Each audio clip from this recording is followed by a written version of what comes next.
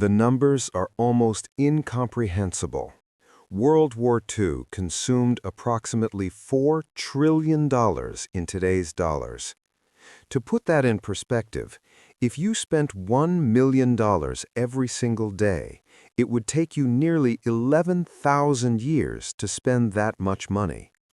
If you stacked 1 trillion $1 bills, the pile would reach 68,000 miles high, more than a quarter of the way to the moon. Now multiply that by 4, and you begin to glimpse the scale of resources humanity poured into 6 years of total war. But this wasn't just about government budgets and treasury bonds. It was about transforming entire economies into war machines almost overnight. Every factory, every farm, every worker became part of a vast apparatus designed for one purpose: victory at any cost. The phrase total war took on a meaning that previous generations could never have imagined. The United States alone spent roughly $296 billion in 1940s dollars, equivalent to about $4.1 trillion today. That represented nearly 40% of America's entire economic output at the war's peak in 1943 and 1944. Think about that for a moment. Nearly half of everything the world's largest economy produced, every car, every bushel of wheat, every hour of labor, was directed toward the war effort. The federal budget exploded from $9 billion in 1940 to $98 billion by 1945. In just 5 years, government spending increased more than tenfold. This spending didn't come from thin air. The American government launched the most aggressive bond campaign in history. Movie stars sold war bonds. Children bought savings stamps at school. Posters covered every city wall, urging citizens to invest in victory. By war's end, 85 million Americans had purchased bonds, raising more than $185 billion. That's more than half the total population buying into the war effort with their own savings. Taxes soared as well. The top marginal income tax rate reached 94% for the highest earners. The number of Americans paying income tax exploded from 4 million in 1939 to 43 million by 1945. In just 5 years, government spending increased more than tenfold. This spending didn't come from thin air. The American government launched the most aggressive bond campaign in history. Movie stars sold war bonds. Children bought savings stamps at school. Posters covered every city wall, urging citizens to invest in victory. By war's end, 85 million Americans had purchased bonds, raising over $185 billion. That's more than half the total population buying into the war effort with their own savings. Taxes soared as well. The top marginal income tax rate reached 94% for the highest earners. The number of Americans paying income taxes exploded from 4 million in 1939 to 43 million by 1945. Britain mortgaged its future in ways that are difficult to comprehend. The island nation spent approximately £120 billion in today's money on the war effort, roughly equal to several times its annual economic output. By 1941, Britain was spending more on the war than its entire national income. This was only possible through massive borrowing and the liquidation of overseas assets. The British government sold off investments, called in debts, and borrowed heavily from the United States under Lend-Lease arrangements. Gold reserves that had accumulated over centuries of empire were depleted. When Lend-Lease abruptly ended in August 1945, Britain faced an immediate financial crisis. The Labor government had no choice but to negotiate an emergency loan of $3.75 billion from the United States, with another $1.19 billion from Canada. These loans came with strict conditions and interest rates. The final payment on these World War II debts wasn't made until December 2006, over 60 years after the war ended. Think about that. People who weren't even born when the war ended were still paying for it. The war defined British economic policy for 2 full generations. Germany poured every resource into its war effort with a fanaticism that matched its military aggression.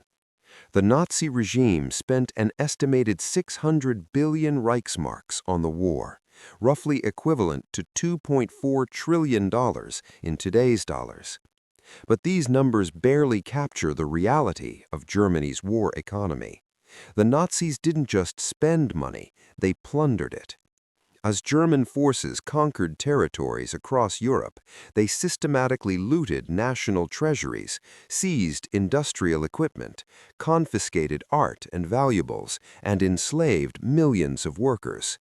The entirety of occupied Europe became an economic colony designed to feed the German war machine.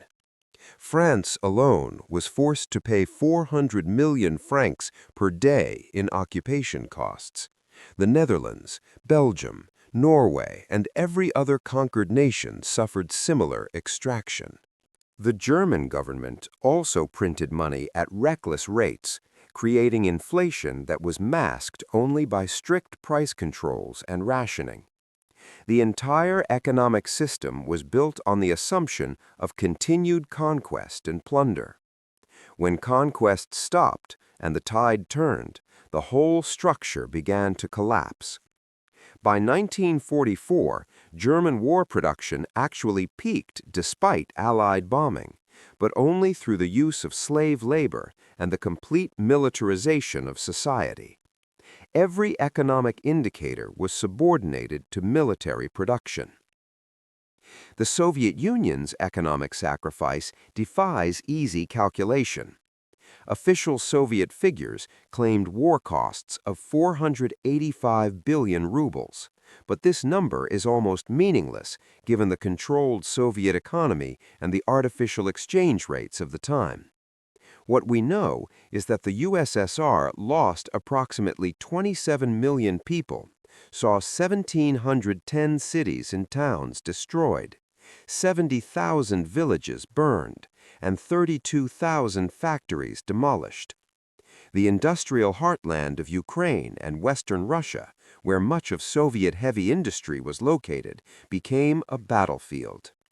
Yet somehow, the Soviet Union continued producing weapons at staggering rates. Entire factories were disassembled and moved east, beyond the Urals, away from German advance. Workers, many of them women and teenagers, labored in unheated factories through brutal winters. Production of T-34 tanks reached 1,000 per month by 1943. The Soviets built more tanks during the war than all other nations combined. This wasn't efficient economic management, it was national survival through sheer force of will and immense human suffering. The financial burden wasn't distributed equally among the Allies. While America emerged economically stronger than when it entered the war, Europe lay in ruins. The United States benefited from being geographically isolated from the fighting. Not a single bomb fell on American factories. No battles destroyed American infrastructure. Instead, American industrial capacity expanded dramatically. Unemployment, which had plagued the nation throughout the Depression, vanished almost overnight. Wages rose. New factories were built. Technologies developed for war would later drive peacetime prosperity. Japan's economic story parallels Germany's in many ways, though on a smaller scale. The island nation spent approximately 76 billion yen on the war effort, equal to several times its pre-war annual budget. The country's entire industrial base was converted to military production. By 1945, Japanese cities were being systematically destroyed by American bombing, and the economy was in free fall. The atomic bombings of Hiroshima and Nagasaki were both military and economic catastrophes, destroying not just lives but vital industrial centers. The war fundamentally restructured global economic power in ways that still shape our world today. Before 1939, Europe dominated global finance and trade. London was the world's financial capital. The pound was the international reserve currency. European empires controlled vast territories across Africa, Asia, and the Pacific. By 1945, all of this had changed. The United States emerged as the overwhelming economic superpower. American gold reserves held more than half the world's monetary gold. The dollar, not the pound, became the currency in which international trade was conducted. The Bretton Woods Conference of 1944 formalized this new reality, creating an international monetary system centered on the American dollar and American economic power. This shift wasn't temporary or reversible. The war had permanently altered the global economic landscape. European empires, bankrupted by the war, would soon lose their colonies. The British Empire, which had controlled a quarter of the world's land and population, began its rapid dissolution. The economic foundation that had supported European dominance for centuries was shattered. The cost of World War II wasn't just measured in dollars, pounds, or rubles. It was measured in opportunity costs that can never be fully calculated. What could that $4 trillion have built? How many schools, hospitals, universities, and research centers were never constructed because those resources went to building bombers and battleships instead? What scientific advances were delayed because the world's best minds spent years developing better ways to kill rather than better ways to heal? These questions have no easy answers, but they frame the true cost of the conflict. World War II didn't just drain treasuries and destroy economies. It consumed the resources that could have built a different future entirely. The price tag that changed everything wasn't just about the money spent during 6 years of war. It was about the decades of prosperity and progress that were sacrificed. The compound interest of lost opportunity that humanity would never recover. Part 2. Where every dollar went. The machinery of war consumed resources at a pace humanity had never witnessed. Every dollar, every pound, every ruble flowed into an insatiable system that transformed raw materials into instruments of destruction at a scale that still staggers the imagination. Understanding where the money went reveals not just an accounting ledger, but the complete reorganization of human civilization toward a single terrible purpose. A single B-29 Superfortress bomber cost $639,000 in 1945 dollars, roughly $10 million today. These weren't simple machines. Each one contained 55,000 manufactured parts. The pressurized cabin alone represented cutting-edge technology. 4 massive engines gave it the range to strike Japan from distant Pacific islands. The United States built over 3,970 of them. That's nearly $40 billion in today's money spent just on one type of aircraft. But the B-29 was only one piece of an aerial armada. America produced over 300,000 aircraft during the war years. Britain manufactured another 131,000. Germany built approximately 120,000. The Soviet Union produced a staggering 157,000 planes. Japan added 76,000 more. In total, the major combatants built nearly 800,000 military aircraft in 6 years. If you average the costs, we're looking at well over $2 trillion in modern currency spent just on planes. One battleship could cost the equivalent of $2 billion in modern currency. The USS Iowa, commissioned in 1943, cost $100 million in wartime dollars. These floating fortresses carried crews of 2,700 men, featured armor plating up to 19 inches thick, and mounted 9 16-inch guns that could hurl 2,700-pound shells over 20 miles. Each time those guns fired, it cost roughly $26,000 in today's money per shell. During the bombardment of Okinawa alone, American battleships fired thousands of these rounds. Aircraft carriers represented an even greater investment. The Essex-class carriers, the backbone of America's Pacific Fleet, cost roughly $70 million in 1940s dollars, equivalent to over $1 billion today. The United States commissioned 24 of these ships during the war. But the carrier itself was just the beginning.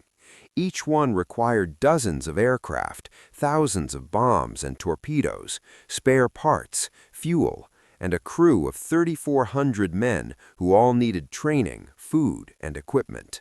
Submarines offered a different calculation.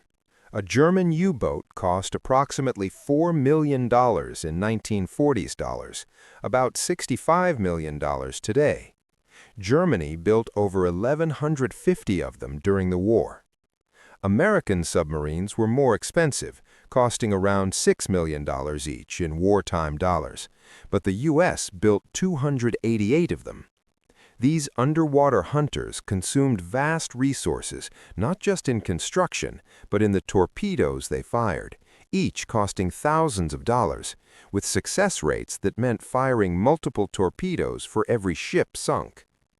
Tanks rolled off production lines in numbers that would have seemed impossible just years earlier. A Sherman tank cost about $44,000 in 1940s dollars, roughly $700,000 today. The Americans built nearly 50,000 of them.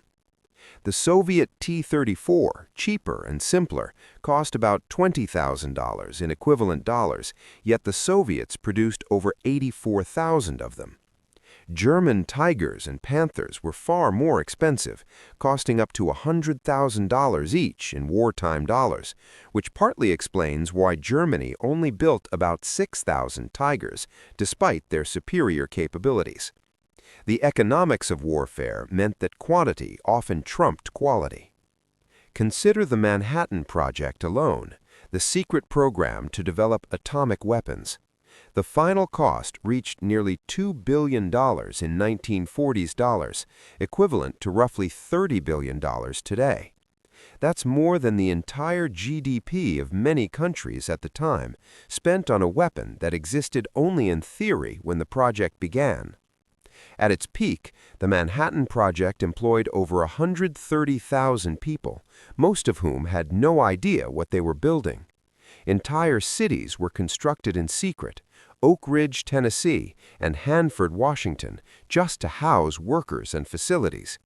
The industrial plant at Oak Ridge alone consumed more electricity than many American cities. But weapons were just the beginning of the spending cascade. Millions of soldiers needed to be fed, clothed, housed, and transported across vast distances. The logistics operation dwarfed anything previously attempted in human history. The United States military served 450 million meals per day at the war's peak. Every single meal had to be planned, budgeted, purchased, packaged, shipped, and delivered, often across thousands of miles of ocean. Uniforms represented another massive expense. The U.S. military issued over 15 million uniforms. Each soldier needed boots, which wore out and required replacement. They needed helmets, backpacks, canteens, mess kits, tents, sleeping bags, and countless other items. Multiply these individual costs by millions of men, and the numbers become astronomical. Britain spent over £50 million just on boots during the war years. The Liberty Ship program exemplifies the scale of logistic spending. These mass-produced cargo vessels were the workhorses of the Allied supply chain. At the program's peak, American shipyards were launching a new Liberty ship every day. Each ship cost approximately $2 million in 1940s dollars, about $32 million today. The United States built 2,710 of them during the war. These vessels carried tanks across the Atlantic, food to Britain, ammunition to the Soviet Union, and supplies across the Pacific. Without them, the Allied war effort would have been impossible. But Liberty ships needed ports to dock in, and ports needed to be built or expanded. The construction of military infrastructure consumed billions. Airfields had to be carved from jungles and deserts. In the Pacific alone, the United States constructed hundreds of airstrips, many on remote islands that had to be captured first. Each airfield required not just runways, but hangars, fuel storage, ammunition dumps, barracks, hospitals, and communication facilities. The Alaska Highway, built in just 8 months in 1942, cost $138 million in wartime dollars, equivalent to over $2 billion today.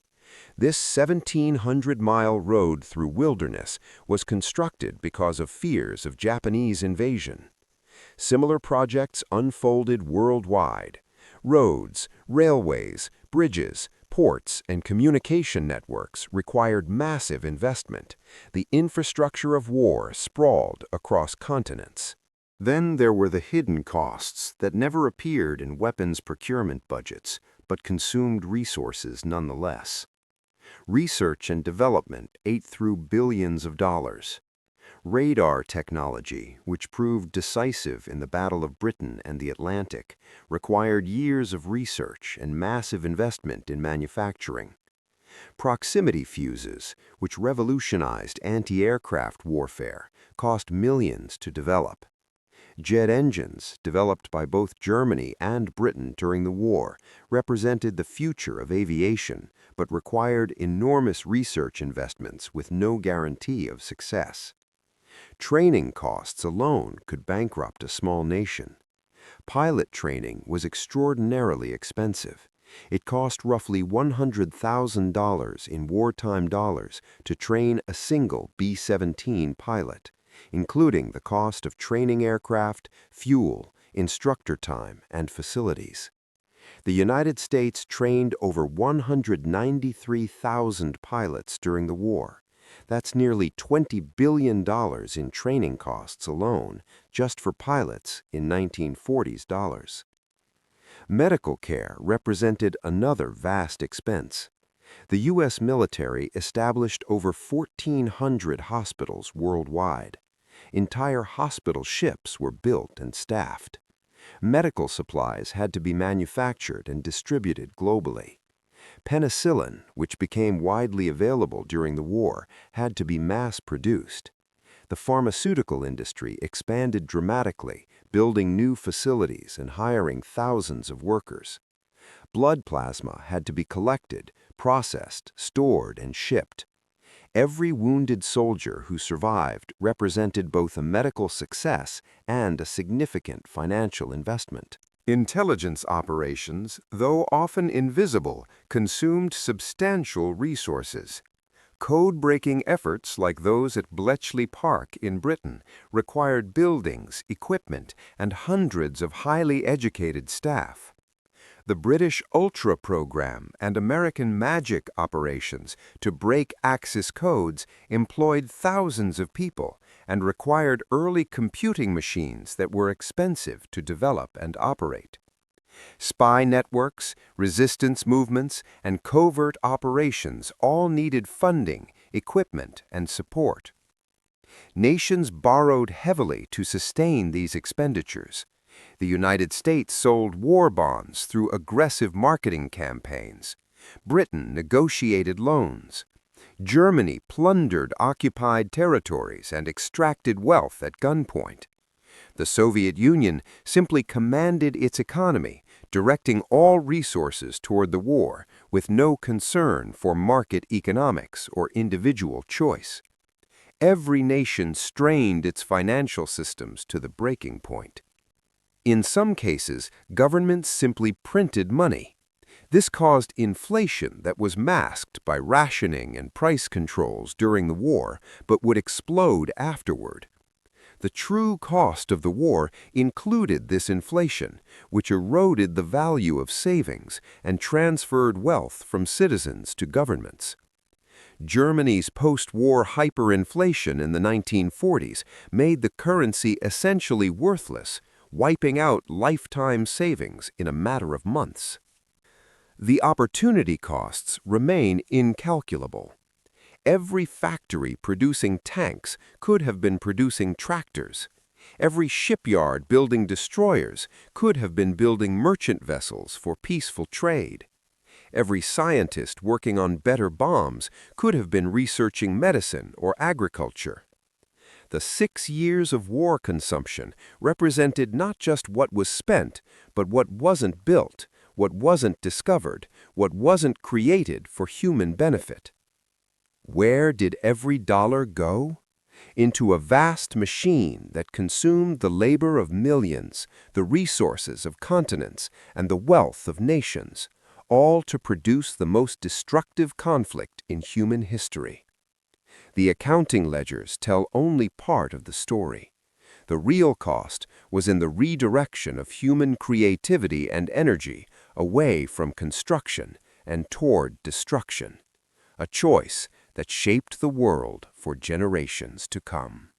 The war didn't end when the shooting stopped.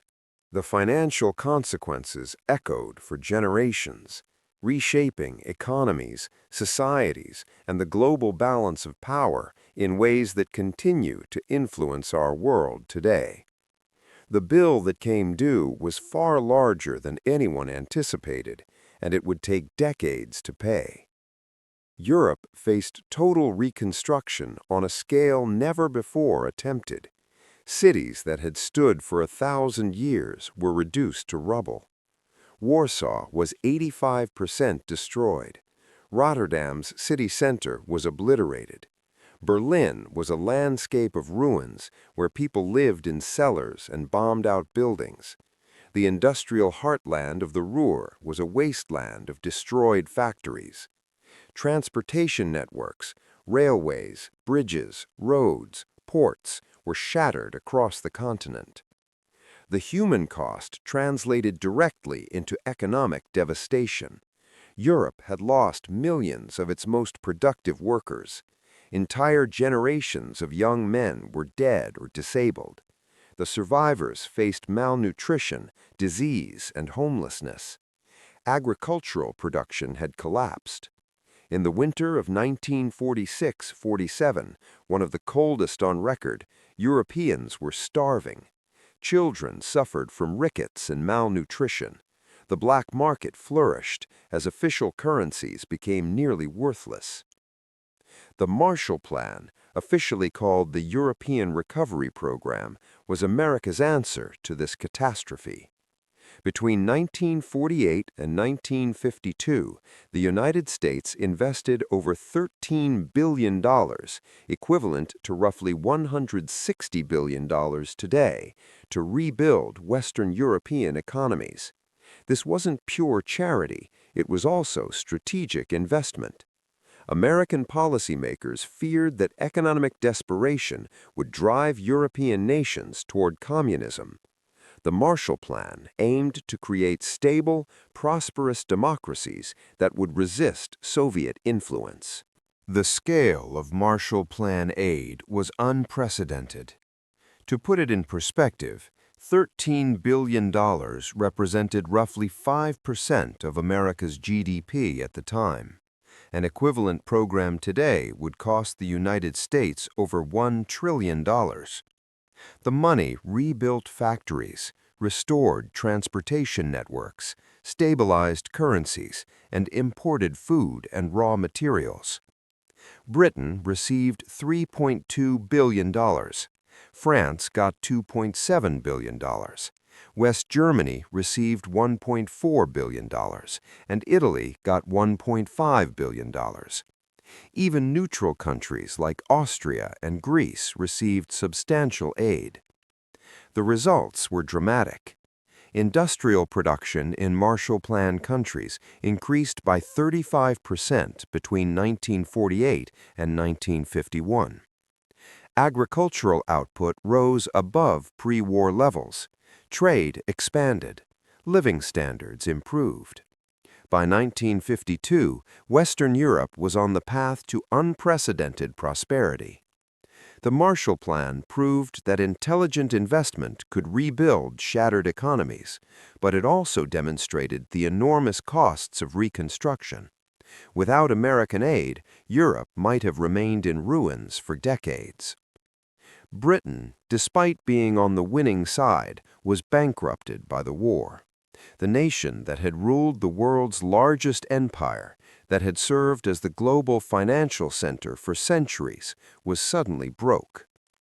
Britain's national debt reached 250% of GDP by 1945, the highest level in the nation's history. Overseas assets worth billions had been liquidated. Export markets had been lost to American competitors. The country was exhausted. Rationing, which had begun in 1940, continued in Britain until 1954, nearly a decade after the war ended. Bread, which hadn't been rationed during the war, was rationed from 1946 to 1948 because Britain couldn't afford to import enough wheat. Meat rationing didn't end until 1954. Sugar, butter, cheese, and eggs remained controlled for years. An entire generation of British children grew up never knowing abundance. The pound sterling lost its status as the world's reserve currency, a position it had held since the 19th century. The dollar replaced it, fundamentally altering global finance. Britain's economy struggled through the 1950s and 1960s, lurching from one currency crisis to another. The empire, which had been economically unsustainable before the war, became completely unaffordable afterward. India gained independence in 1947, beginning a rapid decolonization process driven partly by economic necessity. Britain simply couldn't afford to maintain its global empire. The debts Britain had accumulated haunted the nation for decades.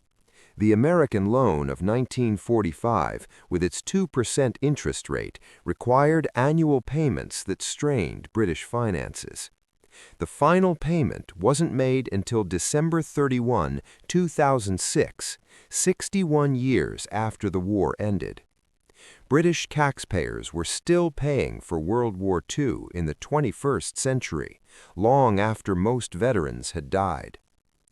Germany and Japan faced even steeper bills, compounded by the costs of defeat. Germany lay in ruins, divided among the Allied powers. The Soviet zone was systematically stripped of industrial equipment, which was shipped east as reparations. Entire factories were disassembled and moved to the USSR. The Western zones faced a different challenge: how to rebuild without recreating the militaristic state that had caused the war. The German currency was worthless. In June 1948, the Western Allies introduced the Deutsche Mark, replacing the Reichsmark at a rate of 1 new mark for 10 old ones, effectively wiping out 90% of monetary value. Civil savings disappeared overnight. But the new currency, combined with Marshall Plan aid and the removal of price controls, triggered what became known as the economic miracle. By the 1960s, West Germany had become Europe's strongest economy. This transformation came at tremendous cost. Millions of Germans had been displaced from eastern territories, creating a massive refugee crisis. Cities had to be rebuilt from scratch. The division of the country meant families separated, industries divided, and transportation networks severed. East Germany, under Soviet control, recovered far more slowly, hampered by reparations payments and communist economic policies. The full economic reunification of Germany wouldn't happen until 1990, 45 years after the war ended. Japan's reconstruction followed a similar pattern, but with unique features. American occupation forces under General Douglas MacArthur implemented sweeping reforms while providing economic assistance. Japan's industrial capacity had been shattered by bombing.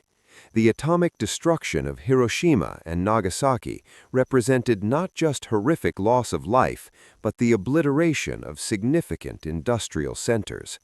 Tokyo had been burned to ashes by firebombing raids.